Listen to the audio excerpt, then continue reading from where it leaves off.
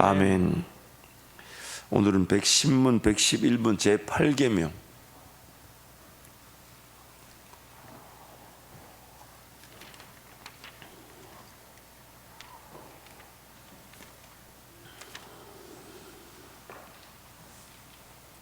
제110문 제8계명 제8계명에서 하나님께서 금하신 것은 무엇입니까? 하나님께서는 국가가 법으로 처벌하는 도둑질과 강도질만을 금하신 것이 아니고 이웃의 소유를 자기의 것으로 삼으려고 시도하는 모든 속임수와 관계를 도둑질이라 말씀하십니다. 이런 것들은 폭력으로 혹은 합법성을 가장하고서 일어날 수 있는데 곧 거짓 저울이나 잔화대, 부정품, 위조화폐와 고리대금과 같은 일, 기타 하나님께서 금하신 일들입니다. 하나님께서는 또한 모든 탐욕을 금하시고 그의 선물들이 조금이라도 잘못되거나 사용되거나 낭비되는 것을 금하십니다. 110문 제8계명에서 하나님께서 금하신 것은 무엇입니까? 하나님께서는 국가가 법으로 처벌하는 도둑질과 강도질만을 금하신 것이 아니고 이웃의 소유를 자기의 것으로 삼으려고 시도하는 모든 속임수와 관계를 도둑질이라고 말씀하십니다. 이런 것들은 폭력으로 혹은 합법성을 가장하고서 일어날 수 있는데 곧 거짓 저울이나 잔화, 되, 부정품, 위조화폐와 고리대금과 같은 일, 기타 하나님께서 금하신 일들입니다. 하나님께서는 또한 모든 탐욕을 금하시고 그의 선물들이 조금이라도 잘못 사용되거나 낭비되는 것을 금하십니다. 아멘. 그래서 도둑질하지 말라 내용의 7가지 내용을 우리에게 전하고 있습니다. 첫 번째는 하나님께서 국가의 법을 통해 도둑질이 처벌받게 하십니다. 두 번째, 하나님께서는 국가의 법을 통해 이웃을 압제하며 늑탈하는 강도질을 처벌하십니다. 세 번째, 하나님께서는 이웃에게 속하는 재산을 자신의 것으로 삼으려는 모든 속임수와 관계를 도둑질로 여기십니다. 네 번째, 도둑질이 폭력으로 혹은 불공정한 추나 측정기를 이용한 합법성을 가장하여 일어날 수 있습니다. 다섯 번째, 불량한 물품, 위조화폐, 고리대금 등과 같은 합법을 가장한 것도 도둑질입니다. 여섯 번째, 도둑질의 근원은 사람의 탐욕입니다. 일곱 번째, 하나님께서 허락하신 선물이 조금이라도 잘못 사용되거나 낭비되는 것도 도둑질입니다. 하나님께서 우리에게 은혜를 베푸신 것들이 잘못 유용되거나 오용되는 것, 그것도 다 하나님의 것에 대한 도둑질이 되는 것이죠. 그래서 첫 번째, 하나님께서 국가의 법을 통해 도둑질이 처벌받게 하십니다. 말씀 함께 선포합니다. 사람이 소나 양을 도둑질하여 잡거나 팔면 그는 소 하나에 소 5으로 갚고 양 하나에 양 4수로 갚을지니라. 도둑질이나 탐람하는 자나 술 취하는 자나 후욕하는 자나 토색하는 자들은 하나님의 나라를 유업으로 받지 못하리라. 하나님께서 국가의 법을 통해 이웃을 압제하며 늑탈하는 강도질을 처벌하십니다. 함께 말씀을 선포합니다. 너는 내 이웃을 압제하지 말며 늑탈하지 말며 품꾼의 삭슬 아침까지 밤새도록 내게 두지 말며. 세 번째, 하나님께서는 이웃에게 속하는 재산을 자신의 것으로 삼으려는 모든 속임수와 관계를 도둑질로 여기십니다. 우리 함께 말씀을 선포하겠습니다. 군병들도 물어 가로되 우리는 무엇을 하리이까 하매 가로되 사람에게 강포하지 말며 무수하지 말고 받은 요를 족한 줄로 알라 하니라. 이 말은 이 세상에 음행하는 자들이나 탐하는 자들과 토색하는 자들이나 우상 숭배하는 자들을 도무지 사귀지 말라 하는 것이 아니니 만일 그리하려면 세상 밖으로 나가야 할 것이라. 네 번째, 도둑질이 폭력으로 혹은 불공정한 추나 측정기를 이용한 합법성을 가장하여 일어날 수 있습니다. 함께 말씀 선포하겠습니다. 너는 주머니에 갖지 않은 저울추 곧 큰 것과 작은 것을 넣지 말 것이며 내 집에 갖지 않은 대 곧 큰 것과 작은 것을 두지 말 것이요 오직 10분 공정한 저울추를 두며 10분 공정한 대를 둘 것이라. 그리하면 내 하나님 여호와께서 네게 주시는 땅에서 내 날이 장구하리라. 속이는 저울은 여호와께서 미워하셔도 공평한 추는 그가 기뻐하시느니라. 공평한 간칭과 명칭은 여호와의 것이요 주머니 속의 추들도 다 그의 지으신 것이니라. 나 주 여호와가 말하노라. 이스라엘의 치리자들아 너희에게 족하니라. 너희는 강포와 겁탈을 제하여 버리고 공평과 공의를 행하여 내 백성에게 토색함을 그칠지니라. 나 주 여호와의 말이니라. 너희는 공평한 저울과 공평한 에바와 공평한 밭을 쓸지니. 아멘. 다섯 번째, 불량한 물품, 위조 화폐, 고리대금 등과 같은 합법을 가장한 것도 도둑질입니다. 우리 함께 말씀을 선포합니다. 별리로 대금치 아니하며 뇌물을 받고 무죄한 자를 해치 아니하는 자니 이런 일을 행하는 자는 영영이 요동치 아니하리이다. 오직 너희는 원수를 사랑하고 선대하며 아무것도 바라지 말고 빌리라. 그리하면 너희 상이 클 것이요 또 지극히 높으신 이의 아들이 되리니 그는 은혜를 모르는 자와 악한 자에게도 인자로우시니라. 아멘. 여섯 번째, 도둑질의 근원은 사람의 탐욕입니다. 함께 말씀을 선포합니다. 저희에게 이르시되 삼가 모든 탐심을 물리치라. 사람의 생명이 그 소유의 넉넉한 데 있지 아니하리라 하시고 너희도 이것을 정령이 알거니와 음행하는 자나 더러운 자나 탐하는 자 곧 우상 숭배자는 다 그리스도와 하나님 나라에서 기업을 얻지 못하리니. 일곱 번째, 하나님께서 허락하신 선물이 조금이라도 잘못 사용되거나 낭비되는 것도 도둑질입니다. 우리 함께 말씀을 선포하겠습니다. 지혜 있는 자의 집에는 귀한 보배와 기름이 있으나 미련한 자는 이것을 다 삼켜 버리느니라. 술을 즐겨하는 자와 고기를 탐하는 자로 더불어 사귀지 말라. 술 취하고 탐식하는 자는 가난하여질 것이요 잠자기를 즐겨하는 자는 헤어진 옷을 입을 것임이니라. 지극히 작은 것에 충성된 자는 큰 것에도 충성되고 지극히 작은 것에 불의한 자는 큰 것에도 불의하니라. 너희가 만일 불의한 재물에 충성치 아니하면 누가 참된 것으로 너희에게 맡기겠느냐? 너희가 만일 남의 것에 충성치 아니하면 누가 너희의 것을 너희에게 주겠느냐? 집 하인이 두 주인을 섬길 수 없나니 혹 이를 미워하고 저를 사랑하거나 혹 이를 중히 여기고 저를 경히 여길 것임이니라. 너희가 하나님과 재물을 겸하여 섬길 수 없느니라. 아멘. 왜 도둑질을 할까요? 부정적인 면과 긍정적인 면에서 이 도둑질에 관한, 도둑질하지 말라는 말씀이 우리에게 주어지고 있습니다. 왜 도둑질을 할까? 두 가지 내용인데요. 첫 번째는 자기 자신의 가치를 모르기 때문에 도둑질합니다. 우리는 비어져 있는 그릇으로 지음을 받았다 했습니다. 그 비어져 있다는 그릇은 하나님의 형상, 즉 하나님이 담겨질 수 있는 그릇으로 지음을 받았습니다. 그래서 하나님께서 우리 가운데 담겨질 때에 그러나 이 만유를 지으시고 어디든지 계시지 무소부재하시는 그 하나님은 우리라는 존재 안에 다 담겨지지 않죠. 그래서 우리는 유한한 존재인데 하나님 우리 안에 담겨진다는 것은 나라는 존재의 가치를 통해 하나님 그분의 형상을 보여주는 것입니다. 그래서 오늘 나에게 하나님이 담겨진다는 것은 다름 아닌 나라는 존재의 유일한 그 가치에 따라 하나님의 영광을 드러낼 수 있는 기회가 되는 것이죠. 그래서 우리는 그 비어져 있는 그 공간이 있습니다. 근데 안타까운 것은 이제 그 비어져 있는 공간이 죄로 말미암아 가득 채워졌죠. 탐심과 욕심과 정욕이 채워져 있습니다. 그래서 우리는 자기 부인, 즉 그 그릇 안에 있는 그 그릇이 더러운 것들을 끄집어내고 덜어내지 않으면 이 성령으로 채워질 수가 없는 상태입니다. 그래서 날마다 자기를 부인하고 자기 십자가를 져야 되는 것은 성령 충만하기 위한 분명한 전제 조건이라는 것이죠. 근데 그 자기 부인이 언제 일어나게 되냐? 내 인생 가운데 쓰러지고 넘어져서 기어이 하나님으로는 안 되는 일을 경험했을 때 우리는 그 비어지는 그 은혜를 누리게 되죠. 그러나 그것이 아니라 말씀과 기도를 통해 하나님과 동행하면서 말씀을 통해 우리를 지적하시고 우리를 깨닫게 하실 때 우리는 그 자기 부인의 은혜를 또 긍정적인 측면에서 누릴 수 있습니다. 그래서 그 그릇이라고 하는 것은 이제 채워지는 과정이죠. 즉 우리에게는 하나님이 아니면 채워질 수 없는 공허함의 죄인들이라는 것입니다. 그러다 보니까 무엇으로 채우려고 하냐면 엉뚱하고 잘못된 것으로 채우려고 합니다. 그 엉뚱하고 잘못된 것이 다름 아닌 욕심과 정욕에 의한 죄죠. 결코 만족될 수 없는 건데 만족하려고 착각합니다. 그것이 나를 행복하게 만드는 게 아닌데 그것이 나를 행복하게 하는 줄 착각합니다.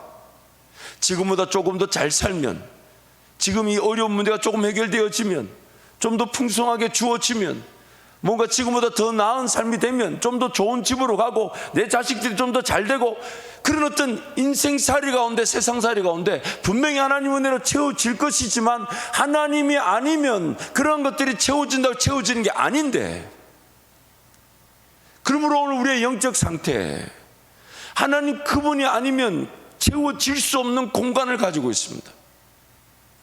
근데 그것이 정말 성령으로 채워지지 않으면 잘못된 것들이 늘 기승을 부려 우리를 그런 것들로 채워지게 하고 그런 잘못된 만족감, 잘못된 행복에 빠져버리게 만드는 것이죠.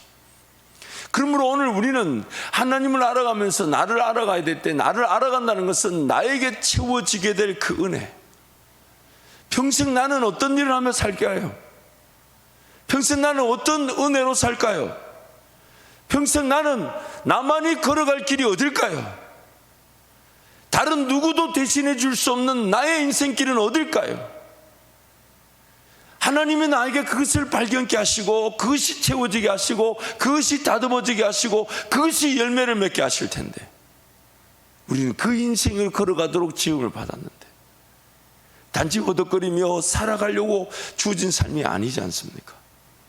하나님 나라와 영광의 기회로 살아갈 인생입니다. 하나님이 아니면 채워질 수 없는 공간을 가진 인생입니다. 하나님이 나에게 분명히 계획하신 바가 있습니다. 하나님 나에게 분명히 목적하신 바가 있습니다. 하나님 나를 통해 영광을 받으실 일 있습니다. 우리는 몸 안에 있는 각양각색의 지체들입니다. 자기만의 분명한 기능이 있고 자기만의 분명한 역할이 있습니다. 또한 우리는 복음의 사명을 가진 자들이 아닌 문화적 사명을 가졌습니다. 이 땅에 생육하고 번성하고 충만하고 또한 그 땅을 정복하고 그 땅을 다스려야 됩니다.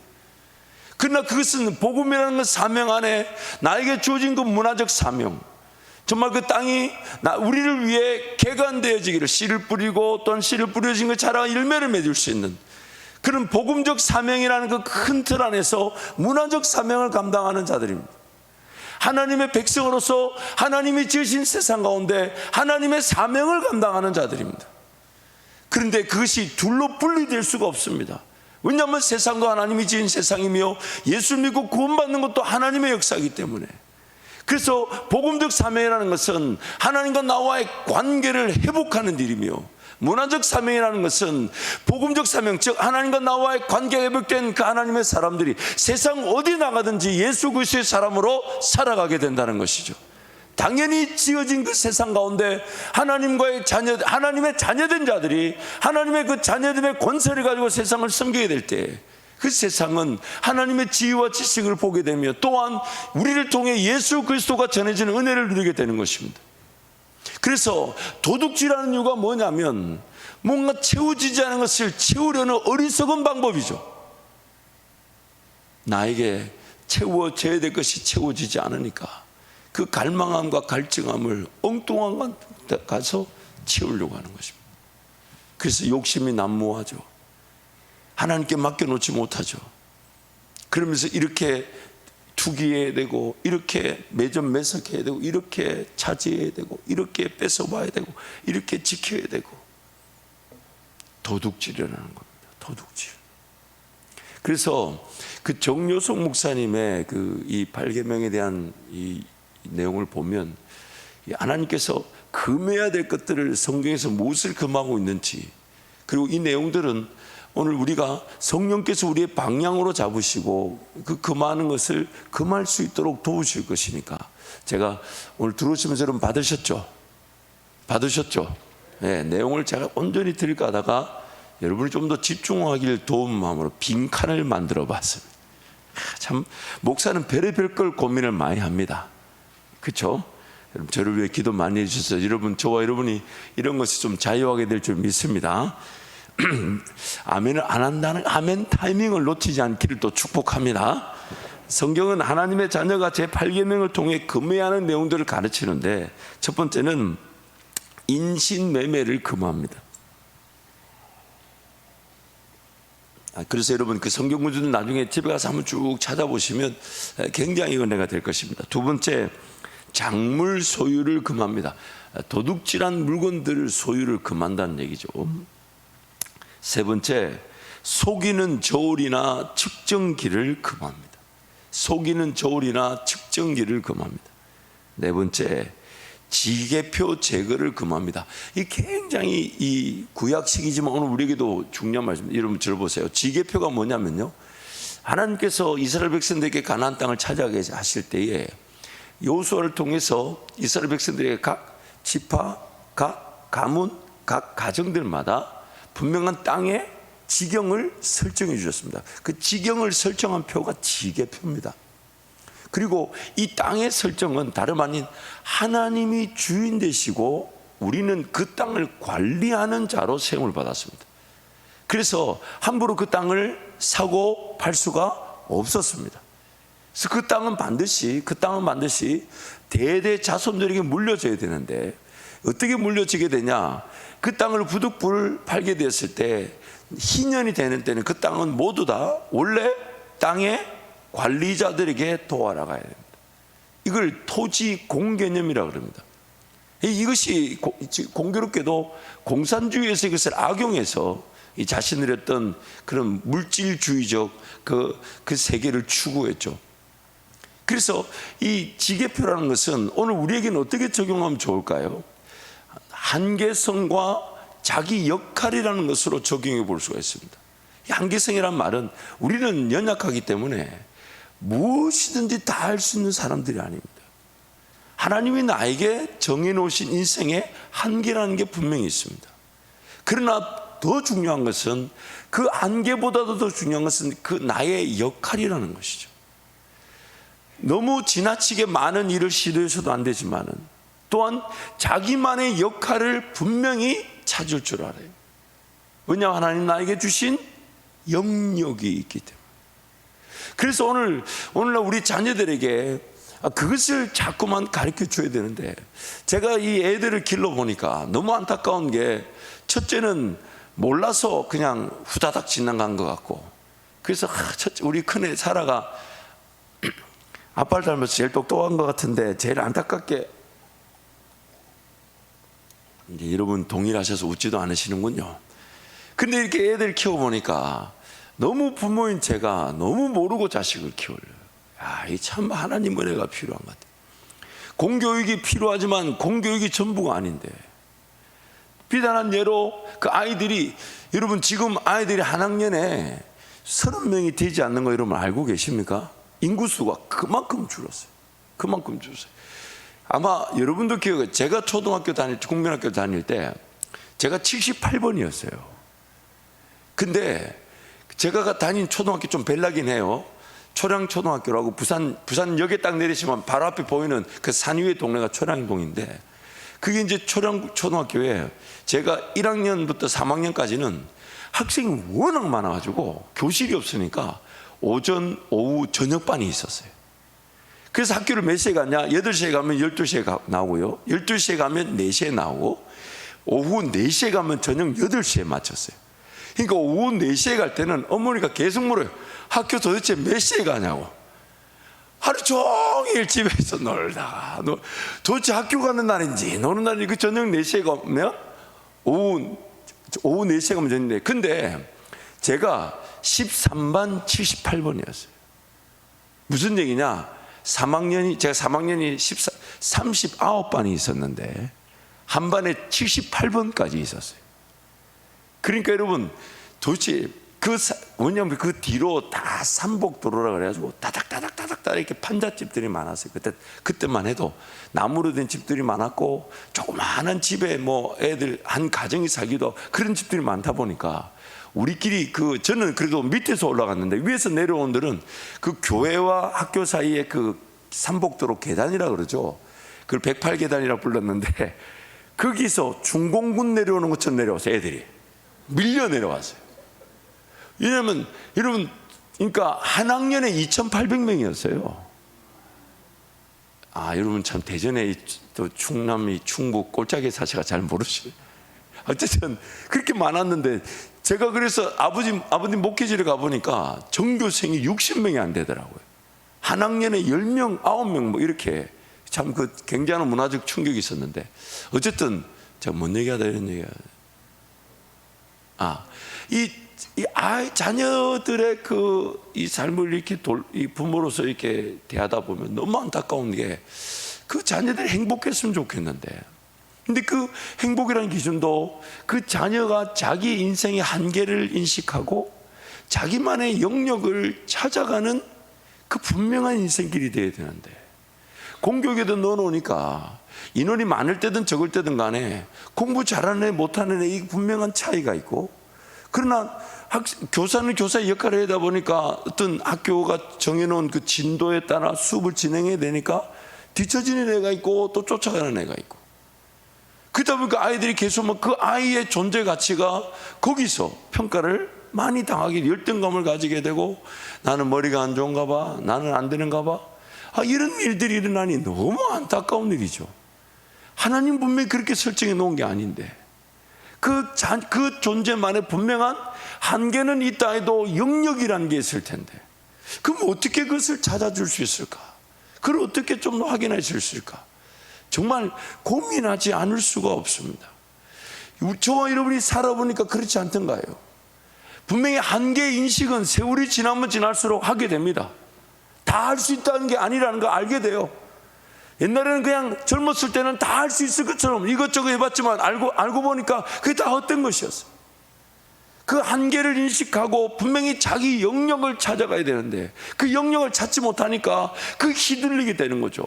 어디에 휘둘리게 되냐면 자기 자신의 것을 지키기 위해 다른 사람의 재능과 다른 사람의 실력을 자기 것으로 빼앗는 사람들에게 휘둘리게 됩니다.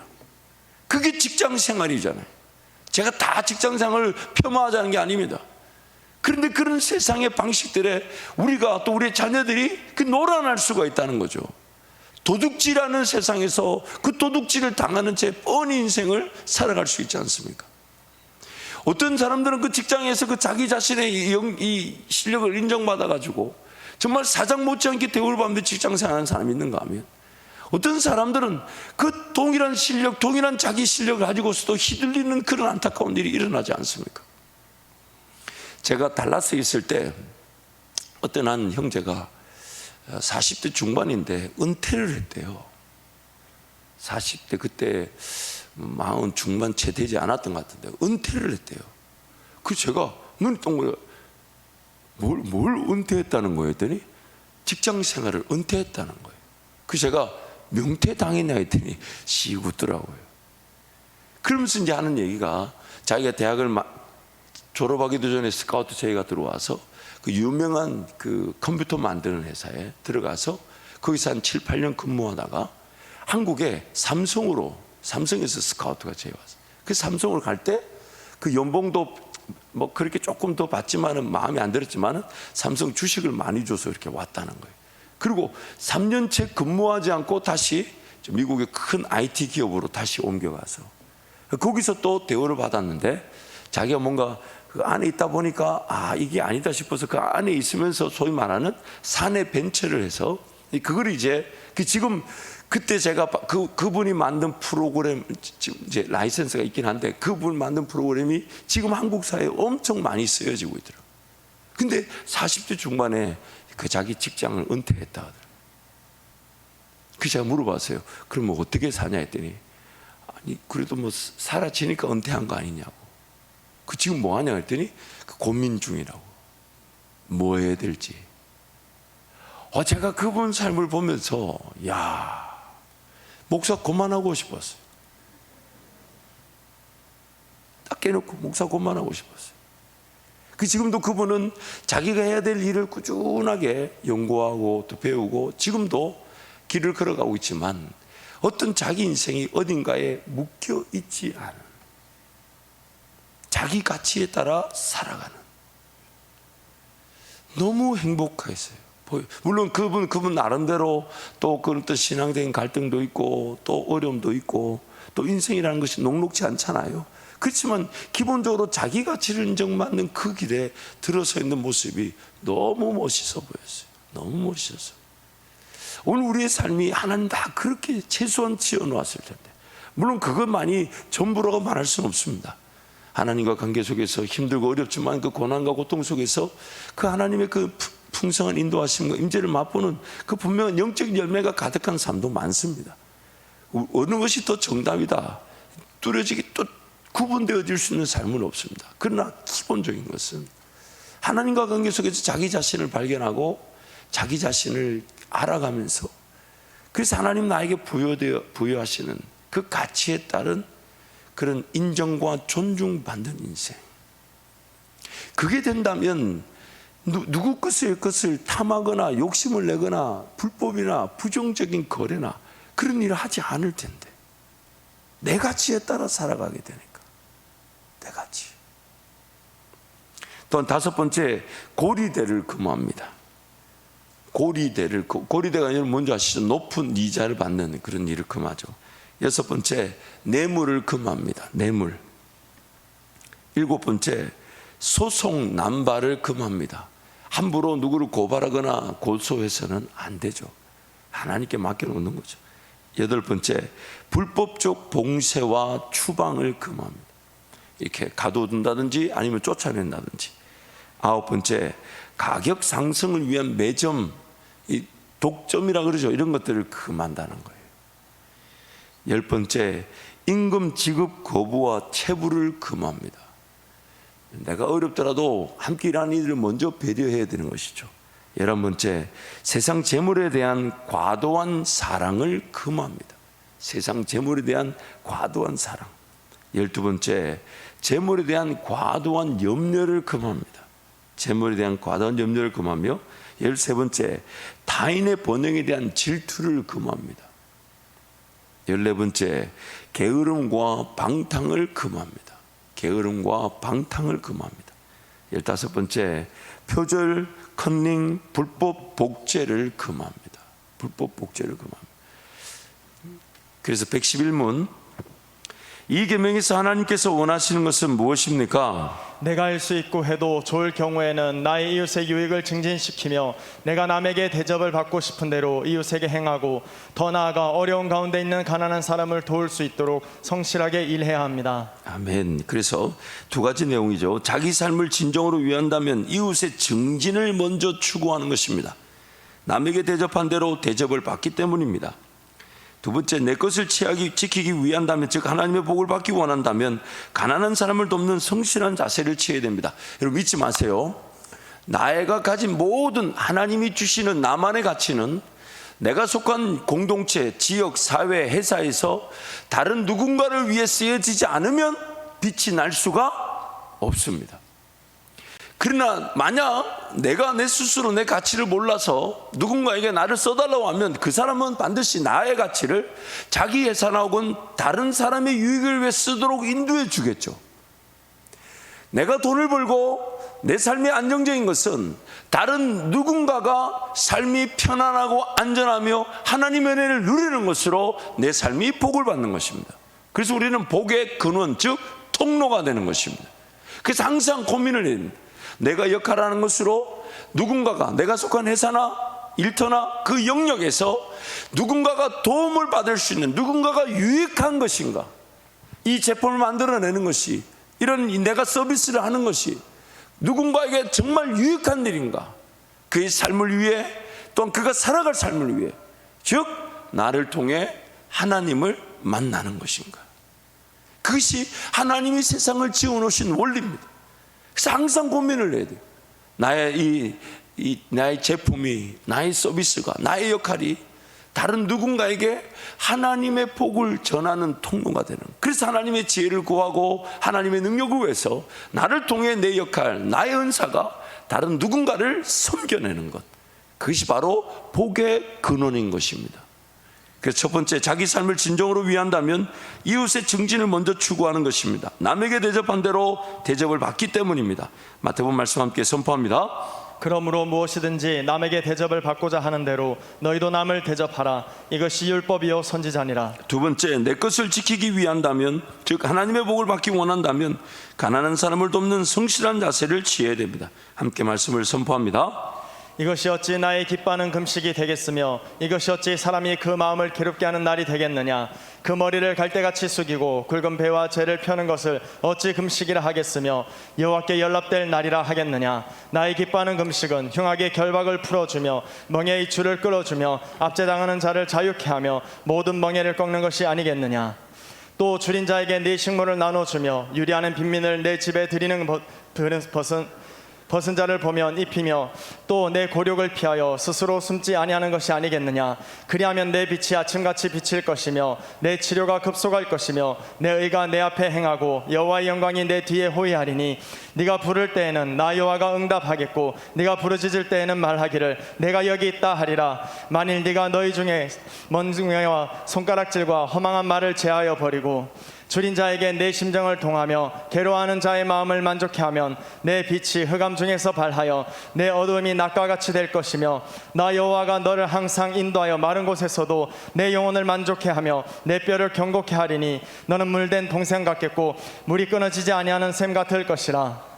우리가 선을 행하되 낙심하지 말지니 피곤하지 아니하면 때가 이름에 거두리라. 그러므로 우리는 기회 있는 대로 모든 이에게 착한 일을 하되 더욱 믿음의 가정들에게 할지니라. 도적질하는 자는 다시 도적질하지 말고 돌이켜 빈궁한 자에게 구제할 것이 있기 위하여 제 손으로 수고하여 선한 일을 하라. 그래서 제8계명의 궁극적 목적은 이웃의 유익을 도모하는 것이죠. 이웃의 유익을 도모하는 것. 그래서 첫 번째, 사람 간의 계약과 거래를 할 때 진실과 뭘로 한다고요? 공의로 하는 것입니다. 두 번째, 각자에게 정당한 몫을 주는 것입니다. 세 번째, 불법으로 점유한 물건에 대해 배상하는 것입니다. 네 번째, 우리의 재능을 타인의 필요에 따라 거저주고 빌려주는 것입니다. 거저주고 빌려주는 것입니다. 다섯 번째, 세상 재물에 대한 우리의 판단과 의지와 애정을 절제하는 것입니다. 의도적으로 절제하는 것입니다. 다섯 번째, 세상 재물에 대한 우리의 판단, 여섯 번째, 우리의 본질을 유지하는 데 필요하고 편리한 물건들과 우리의 상황에 적합한 물건들을 얻고 보존하고 사용하고 처리하기 위해 주의 깊은 보호와 연구를 하는 것입니다. 일곱 번째, 하나님이 적법하게 주신 직업에 근면하게 임하는 것입니다. 여덟 번째, 검소한 것입니다. 아홉 번째, 불필요한 소송이나 연대보증 또 그와 유사한 약속을 피하는 것입니다. 불필요한 소송이나 특히 연대보증, 제 주변에 보증 때문에 고생하지 않은 사람이 없는 것 같아요. 다 한 번씩은 다 해보신 것 같아요. 한 번씩은 다 해보신 것 같은데 참 어처구니없게도 물질이 없는 이 사역자인 저도 그런 어리석은 보증을 했던 데가 있으니 얼마나 이 사람이, 왜냐하면 이 모든 것들이 결국 하나님을 믿지 못하기 때문에 일어나는 일들이죠. 하나님을 믿지 못하니까 인내하고 기다리지 못하고 사람에게 손 벌렸고, 하나님을 믿지 못하니까 누군가 나에게 손 벌릴 때 나도 할 수 있다라는 내 욕심이 그 사람을 돕고자 했던 것입니다. 그 성경은 가능한 보증을 하지 말라고 얘기합니다. 차라리 보증을 하지 말고 거저 주라고 얘기합니다. 물론 그 요구하는 금액을 다 줄 수 없다면 일정 금액을 조금 정해서 돕는 게 낫지. 보증을. 그래서 여러분, 앞으로 누가 보증을 부탁하거들랑 그냥 식사비나 생활비 한 번 정도 도와줄 수 있는 금액으로 도와줘야 되지, 가급적이면 보증을 피해야 돼. 왜냐하면 하나님께서 나의 보증을 통해 그 사람을 돕는 걸 별로 원치 않으십니다. 조금 인내의 시간이 되고 힘들어도 하나님 앞에 기도하며 기다리십시오. 하나님께서 반드시 도와주실 것입니다. 사람에게 손 벌리게 하지 않으실 겁니다. 사람에게 내 입에서 당신을 통해 하나님의 도움을 받기를 원한다라고 말하게 하지 않으실 거예요. 끝까지 하나님 바라보시고 끝까지 하나님 의지해서 어떤 물질에 휘둘리는 것이 아니라 오히려 물질로 거저주고 베풀고 나누고 섬기는 주의 백성들로 세워지기를 축복합니다. 우리 찬양하겠습니다.